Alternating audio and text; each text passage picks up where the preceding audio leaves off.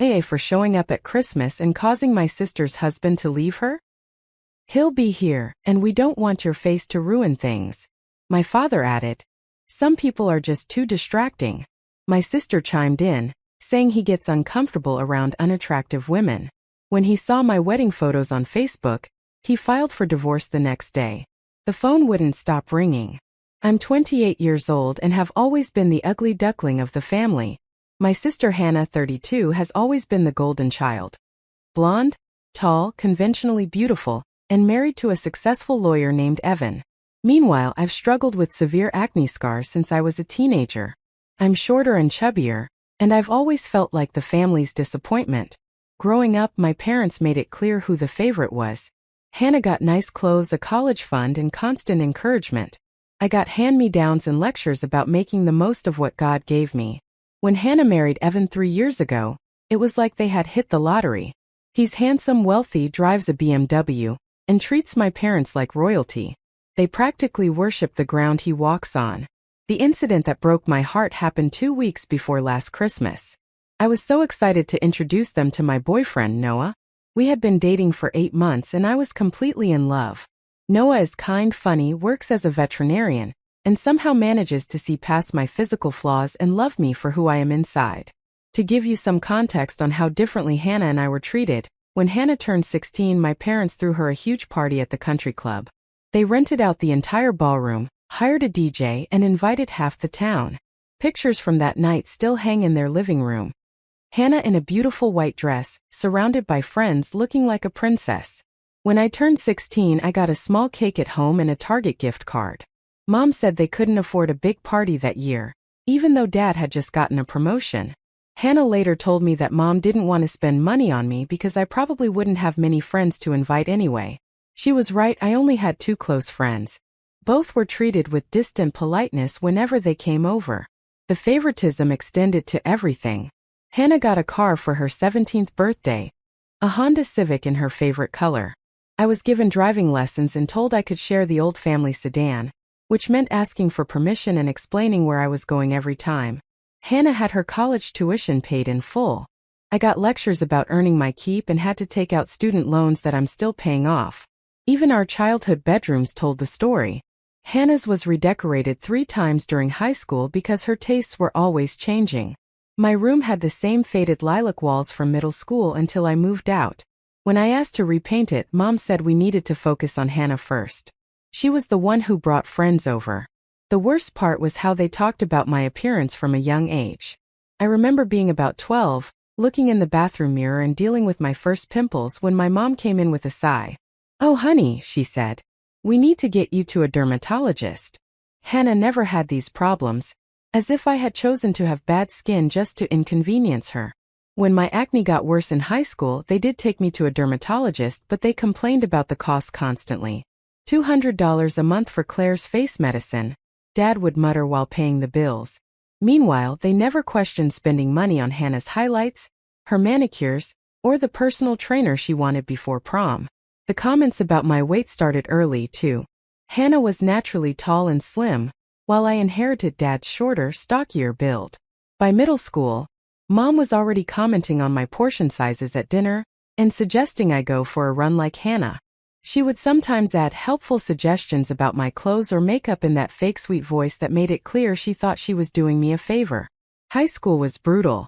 Hannah was homecoming queen, prom queen, and student council president, basically everything I wasn't. She dated the star quarterback, had dozens of friends, and my parents beamed with pride at every school event. I was in the science club and the animal rescue group, but those achievements never seemed to matter. I won a regional science fair. My dad's only response was, "That's nice, honey," before asking Hannah about her next cheerleading competition. The day Hannah announced her engagement to Evan, you would have thought she'd discovered the cure for cancer. Mom cried tears of joy. Dad opened champagne, and they started planning an elaborate engagement party. They called relatives, booked the country club again, and spent weeks on the details. Hannah's ring was stunning, a huge diamond that sparkled from across the room. When I started dating Noah, I was nervous to introduce him to my family, but I hoped that maybe as adults things would be different. I thought perhaps they had matured, that maybe they would see that I deserved to be happy too. I spent weeks rehearsing how to talk about his job and interests. I should have known better. I called my mom to confirm our Christmas dinner plans, and that's when she dropped the bomb. "Honey," she said in that fake, soft voice she uses right before she hurts me, "maybe you shouldn't come for Christmas this year." I froze. "What? Why?" "Well, Evan will be here, and you know how he gets around certain people. We don't want your face to ruin the family photos or make anyone uncomfortable," she said. Before I could process the blow, my dad got on the phone. "Some people are just too distracting, honey, you understand?" Then I heard Hannah yell from the background. "He gets really awkward around ugly women." "It's nothing personal, Claire. It's just how he is." I hung up and cried for hours. Noah found me sobbing on the couch and just held me while I told him what happened. He was furious, completely outraged, but I begged him not to make a scene. I was used to this treatment even if it still stung. We spent Christmas alone, and honestly it was one of the best I'd ever had. Noah cooked dinner, we watched movies, and he proposed to me that night. Holding his grandmother's ring, he asked me to be his wife. I said yes through happy tears, finally feeling like someone truly wanted me. That Christmas marked a turning point in my life in many ways. Noah suggested we start our own tradition, since my family had essentially banished me. He made an incredible dinner of prime rib with all the trimmings. Garlic mashed potatoes, a green bean casserole made from scratch, and homemade rolls that smelled heavenly. You could tell how much effort and love he put into making the day special. We exchanged simple gifts. I got him an antique veterinary textbook I'd found in a bookstore, and he gave me a necklace with a small sapphire. "It matches your eyes," he said. I almost cried. No one had ever commented on my eye color before. But the real gift came that evening. As we sat by the fireplace in his apartment, surrounded by wrapping paper and full from dinner, Noah got serious and took my hands. "Claire," he started, "I know this has been a hard year with your family. I know they've hurt you in ways that cut deep, but I need you to know something.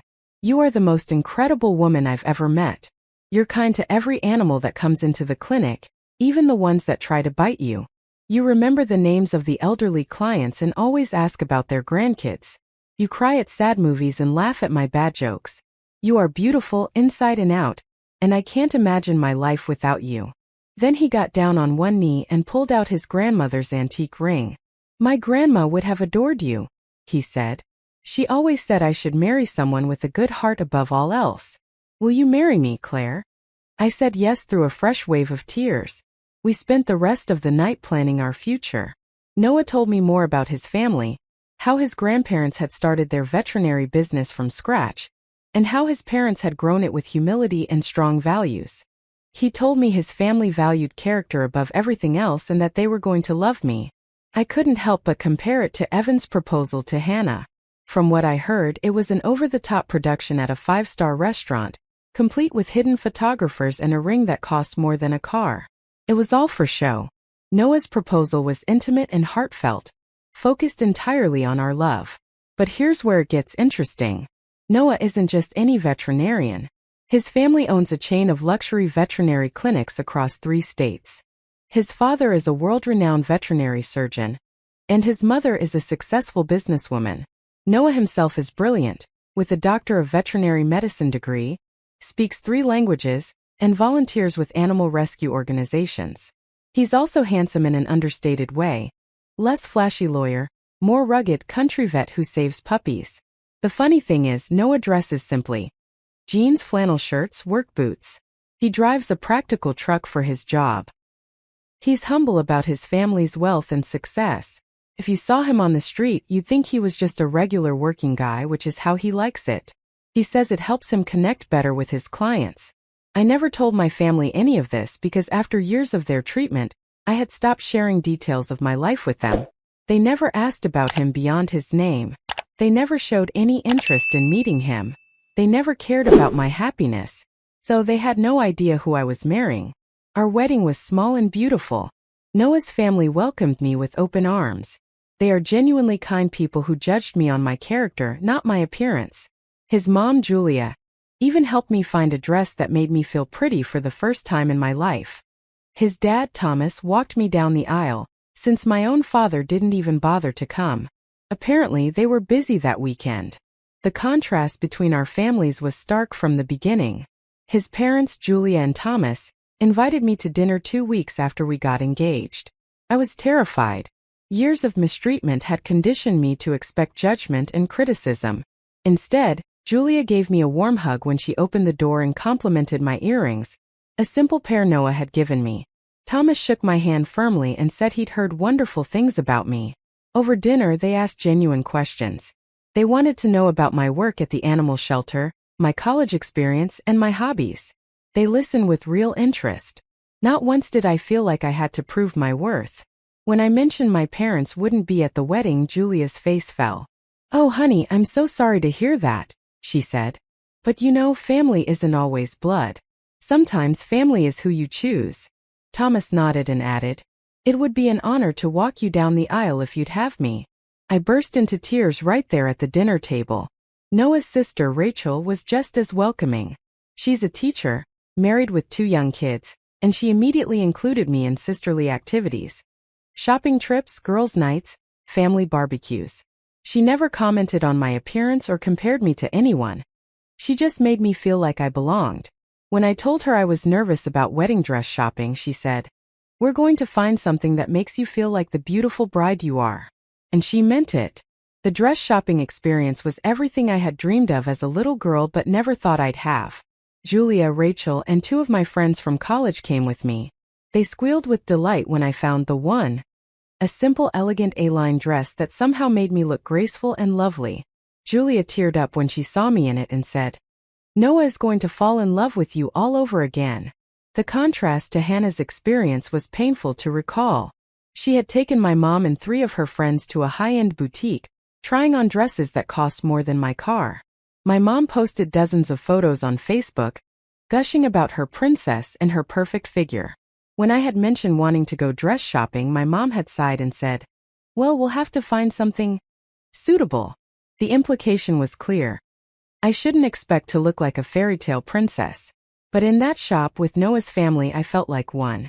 For the first time in my life, I felt truly beautiful. The wedding day was perfect. We wanted something intimate and meaningful. Noah's family offered to pay for a much larger wedding, but we preferred to keep it small.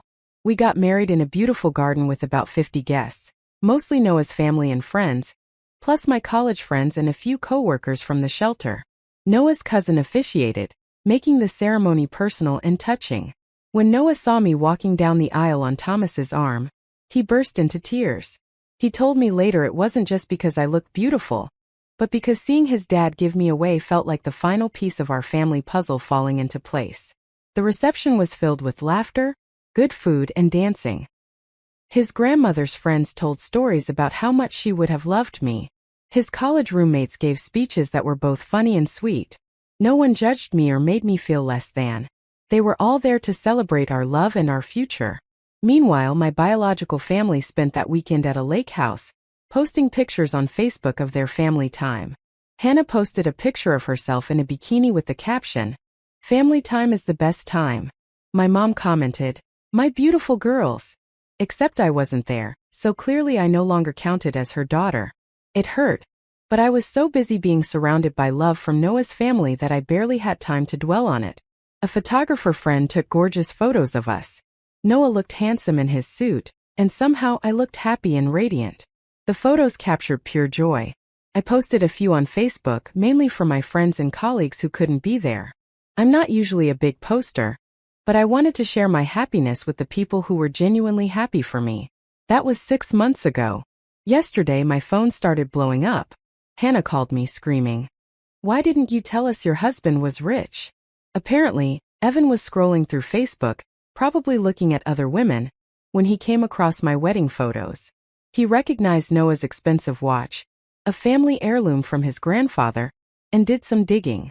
He found Noah's LinkedIn articles about his family and their net worth. He learned that Noah wasn't just successful in his own right, but came from serious money, more money than Evan could ever dream of making as a lawyer. And here's the best part. Evan lost his mind. He couldn't handle the fact that the ugly sister had landed a husband who was not only more successful but also, in his opinion, better looking than him. Hannah called me in tears, saying Evan had started comparing her to me. He told her that I had managed to snag a doctor from a wealthy family, and I wasn't even pretty. "What does that say about you?"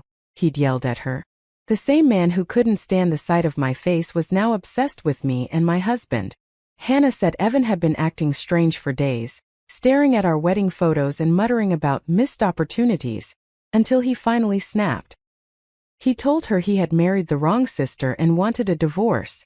Hannah came home from work to find the papers on the kitchen table. Evan had already moved out. She called me sobbing, begging me to talk to Noah, to ask if he had any single friends, to ask why I never told her about his family. The same sister who said I was too ugly for Christmas was now pleading for my help. But it didn't end there. My mom called next, suddenly very interested in meeting Noah and welcoming him to the family.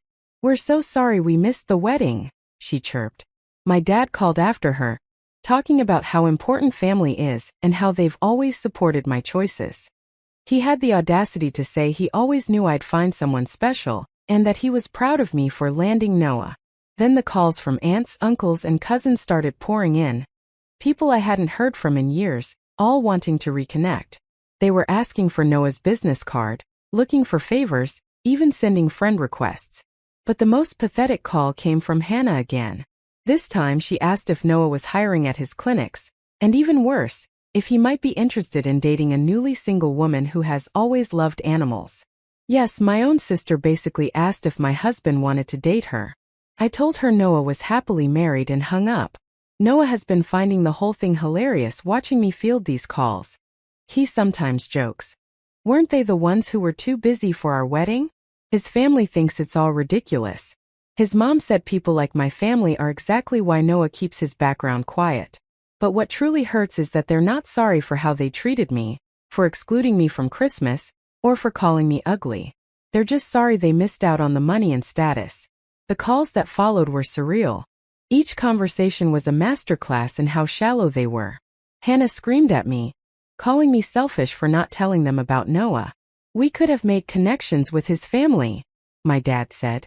"I could have gotten clients for my business. Evan could have gotten contacts for his firm. Why would you hide that from us?" I reminded them they never showed any interest in Noah as a person. "You never asked a single real question about him," I said. "Why would I share those details with people who never cared about me?"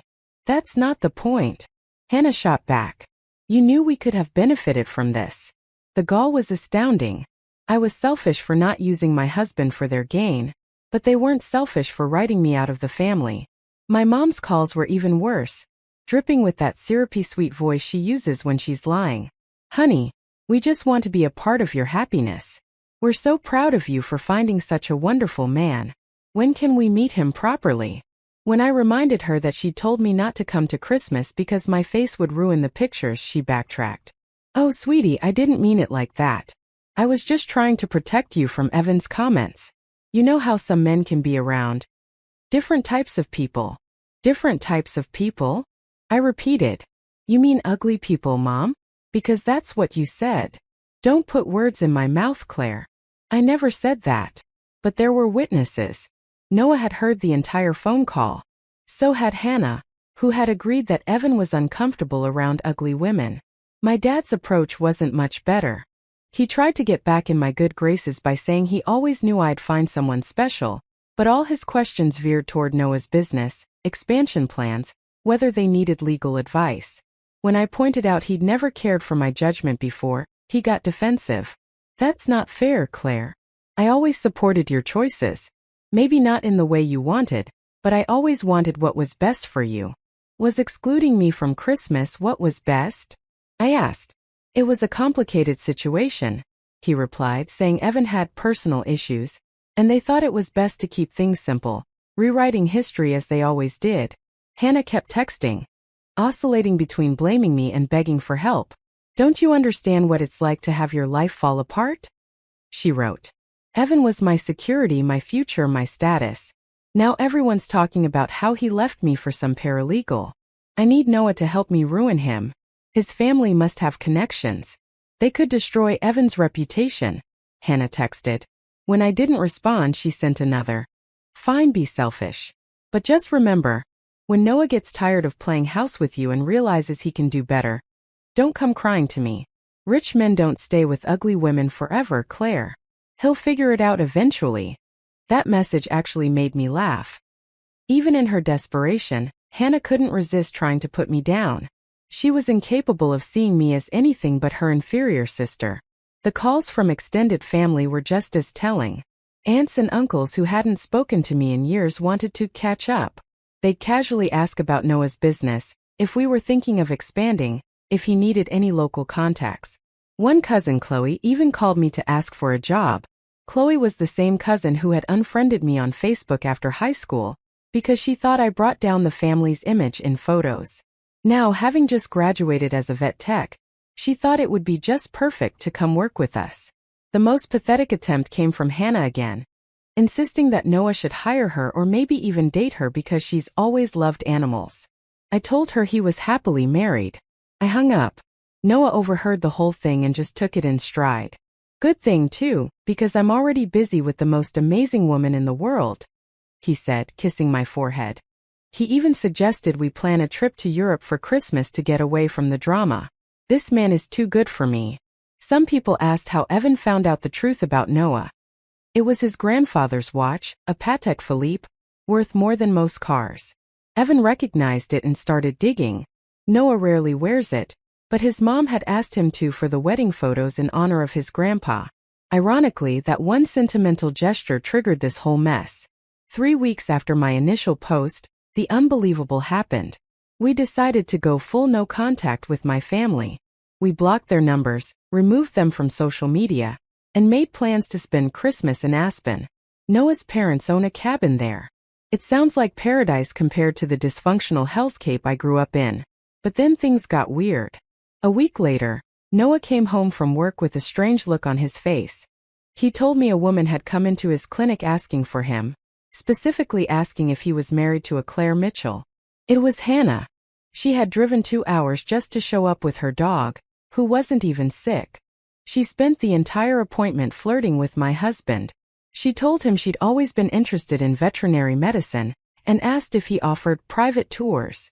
Noah, ever the professional, treated the dog and politely shut her down, but she didn't stop there. She asked if he was happy in his marriage, implying that sometimes people rush into things and don't know what they're missing. Then she went even further. She told Noah that she had always thought he was too good for me, and that if he ever wanted to see what a real woman was like, she was available. Noah told her he was happily married to the most beautiful woman he knew, charged her for the office visit, and asked her not to come back. But Hannah kept popping up in our lives. At the grocery store, at Noah's favorite coffee shop, even at my gym. It was unsettling, so we had security cameras installed at our house. It was the best decision we ever made. 2 weeks later, we caught her on camera trying to peek into our windows at 11 p.m. She was taking pictures of our house and our cars. Noah called the police. She was issued a formal warning for harassment and trespassing. She cried, telling the officer she was just trying to understand what made me so special. The officer was unmoved. He told her that her rough patch didn't give her the right to stalk people. If she came back, she would be arrested. And this is where real justice kicked in. Noah's mom, Julia, besides being lovely, is a fierce businesswoman. She sits on the board of several companies, one of which happened to be the law firm where Evan worked. When she heard about Hannah's behavior, she didn't hesitate to protect her family. And to her, I was family now. She made a few calls. It turned out Evan's firm had strict morality clauses in their partnership agreements. A messy divorce was one thing, but publicly abandoning your wife while making comments about marrying the wrong sister reflected poorly on the firm. And there was more. They discovered Evan had been having an affair for months with a paralegal at the same firm. A huge no-no. The board confronted him. Evan was forced to resign. Suddenly, he was divorced, unemployed, and facing a potential lawsuit from Hannah for adultery. She had hired an aggressive lawyer and was going after everything he had. And the story continued. Hannah, now desperate, tried a new tactic. She reached out to my old college friends with a sob story about family misunderstandings, trying to get information on Noah and me. One of my friends played along. She got Hannah to admit on the phone that she was trying to break up my marriage because she believed Noah would be a better fit for her. My friend recorded the conversation. Noah's family lawyer was very interested in that recording. It could be considered harassment and intentional interference in a marriage. Last week, Hannah was served with a cease and desist letter. She had to stop all contact with us and stop showing up at places we frequent. If she violated it, she would face criminal charges. The letter was delivered to my parents' house, so they now knew exactly what Hannah had been doing. My dad called me from a number I hadn't blocked and left a voicemail saying they were disappointed in her and didn't condone her behavior. Too little, too late. The best part came next. News of Noah's success and our happiness became the talk of our old hometown. People were talking about what a lovely couple we were, how they'd always thought I was such a sweet girl, how Noah seemed like a great guy. Meanwhile, Hannah was branded as the crazy woman who stalked her sister's husband after blowing up her own marriage. Evan was the hotshot lawyer who threw his career away over an Instagram post. My whole family's reputation was in tatters, while Noah and I were more united than ever. This whole ordeal made us stronger. Seeing him stand up for me, seeing his family rally around me has been incredible. We're planning to start trying for kids next year. Noah's parents are already talking about converting a guest room into a nursery for when we visit. I found the family I always wanted. It just wasn't the one I was born into. Last week, Noah surprised me with early Christmas presents. Tickets to Paris and a reservation at a restaurant I've always dreamed of going to. I cried when he told me. He said, "I want to take you somewhere beautiful, because beautiful women deserve to be in beautiful places." In that moment I knew I had everything I'd ever wanted. Genuine love and acceptance. Everyone who told me to choose the family that chooses you was right. Noah and his family love me unconditionally, flaws and all. They see my worth just because I exist and because I'm a good person. That's what real family is. And as for Hannah, Evan, and my parents, they made their choices years ago. Now they get to live with the consequences. If you liked it, don't forget to leave a comment and support the channel by subscribing. See you in the upcoming stories.